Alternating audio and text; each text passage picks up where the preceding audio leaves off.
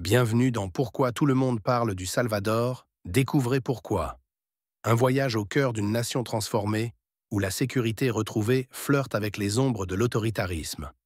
Entre succès éclatants et dérives inquiétantes, nous allons explorer l'histoire d'un pays qui défie toutes les attentes et qui nous pousse à réfléchir. Jusqu'où peut-on aller pour bâtir un avenir meilleur? Il y a encore quelques années, prononcer le nom du Salvador évoquait des images de chaos, de violence, de peur.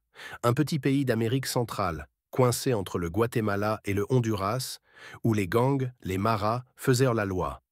Des tatouages menaçants, des rues désertées à la nuit tombée, des chiffres terrifiants.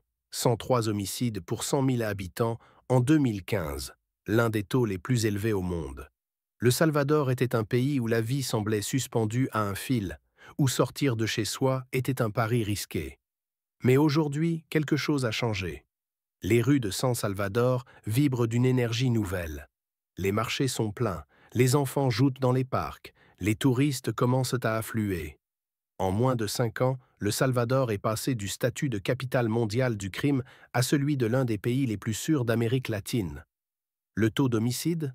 Il a chuté à 1,9 pour 100 000 habitants en 2024. Un miracle, disent certains. Une révolution, affirment d'autres. Au cœur de cette transformation, un homme, Nayib Bukele, le président qui se fait appeler le dictateur cool. Élu en 2019 à seulement 37 ans, il a promis de mettre fin à des décennies de terreur. Et il a tenu parole. Mais à quel prix? Pour comprendre l'histoire du Salvador d'aujourd'hui, il faut remonter à mars 2022. Un week-end sanglant, le plus meurtrier de l'histoire récente du pays. 87 assassinats en 3 jours. Les gangs, comme la Mara Salvatrucha, MS-13 et Barrio 18, semblaient défier l'État, semant la mort dans les quartiers populaires. Pour Bukele, c'était la goutte de trop. Il décrète l'état d'urgence, une mesure radicale qui suspend les droits fondamentaux. Plus besoin de mandat pour arrêter, plus de limites à la détention provisoire. L'armée et la police envahissent les rues, les quartiers, les villages. Des villes entières sont bouclées. En quelques mois, plus de 75 000 personnes, près de 2% de la population, sont arrêtées. Hommes, femmes, parfois adolescents, tous soupçonnés d'appartenir aux gangs. Le symbole de cette croisade? Le SECO, une prison géante, la plus grande d'Amérique latine, capable d'accueillir 40 000 détenus. Des cellules où s'entassent des dizaines de prisonniers, sans matelas, sans lumière naturelle, sous une surveillance militaire constante. Bukele ne cache pas sa fierté. Les criminels ne verront plus jamais le soleil, tweete-t-il. Les résultats sont indéniables. Les homicides s'effondrent.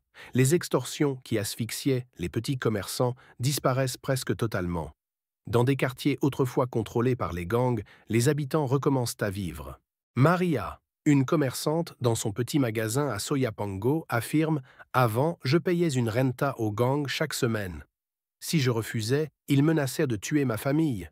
Aujourd'hui, je peux ouvrir ma boutique sans peur. Bukele nous a rendu notre liberté. » Mais derrière ce succès apparent, une autre réalité émerge. Une réalité plus sombre qui divise le pays et attire l'attention du monde entier. Des milliers d'arrestations, mais combien d'innocents pris dans les filets?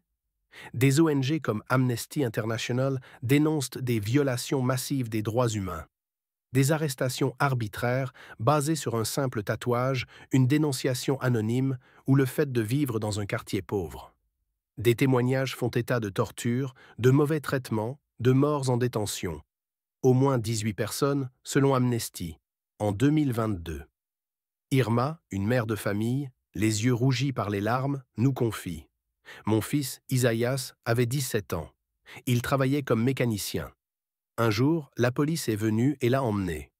Ils ont dit qu'il était avec les gangs, mais c'est faux. Il n'a pas de tatouage, il n'a jamais fait de mal à personne. Depuis, je n'ai aucune nouvelle. Je ne sais même pas s'il est vivant. Le système judiciaire, sous pression, semble déborder. Des milliers de personnes attendent un procès, parfois sans preuve concrète. L'accusation d'association de malfaiteurs peut mener à 20 ou 30 ans de prison. Et pourtant, la population soutient massivement Bukele. Pourquoi?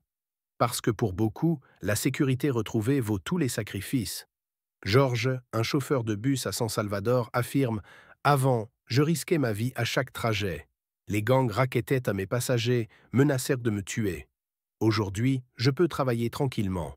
Oui, il y a des erreurs, mais c'est le prix à payer pour la paix. Le président Nayib Bukele, avec sa casquette à l'envers et son style décontracté, a su capter l'exaspération d'un peuple fatigué par des décennies de violence et de corruption. Maître des réseaux sociaux, il communique directement avec ses 5 millions d'abonnés sur Twitter, contournant les médias traditionnels. Il se présente comme un homme providentiel, un roi philosophe, comme il aime à le dire. Mais ses méthodes soulèvent des questions. En concentrant les pouvoirs exécutifs, législatifs et judiciaires, Bukele a redessiné les contours de la démocratie salvadorienne. Il a remplacé des juges, ignoré la Constitution pour briguer un second mandat et intimider ses opposants. Des journalistes, comme ceux du média El Faro, dénoncent des pressions et des accusations de soutenir les gangs. Oscar Martinez, journaliste à El Faro, écrit « Bukele a réussi à faire croire que critiquer sa politique, c'est défendre les criminels. Mais poser des questions, c'est notre devoir. Il y a des innocents en prison, des familles brisées. Et si les gangs se réorganisent? Que se passera-t-il quand l'état d'urgence prendra fin? Le modèle Bukele fascine au-delà des frontières. En Équateur, au Honduras, même en Argentine, des dirigeants regardent avec envie cette recette. Une main de fer pour une sécurité immédiate. Mais les critiques mettent en garde, sacrifier les droits humains pour la paix, c'est un pari dangereux. Alors pourquoi tout le monde parle du Salvador?